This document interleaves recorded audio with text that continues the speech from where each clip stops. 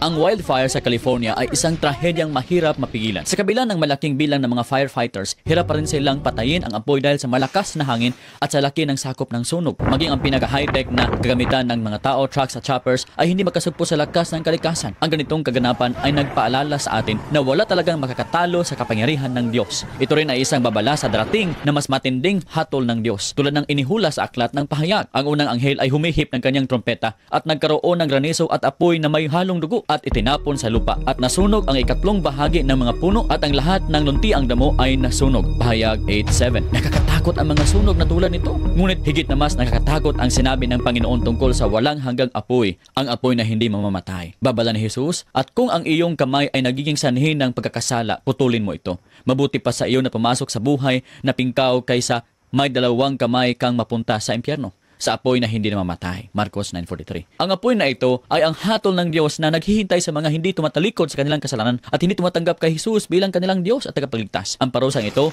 ay walang hanggan, sabi sa 1 Thessalonians 1 verse 8 and 9. Ang mga sakuna tulad ng wildfires ay paalala na ang hatol ng Diyos ay darating. Subalit sa ngayon, binibigyan pa rin tayo ng Diyos ng pagkakataon na magsisi at manumbalik sa Kanya. Sinabi ng kasulatan, magsisi kayo at manumbalik kayo upang ang inyong mga kasalanan ay mapawi. Gawa 3:19. Huwag na maghintay pa. Repent, manumbalik na sa Diyos at tanggapin si Kristo bilang iyong Panginoon at tagapagligtas.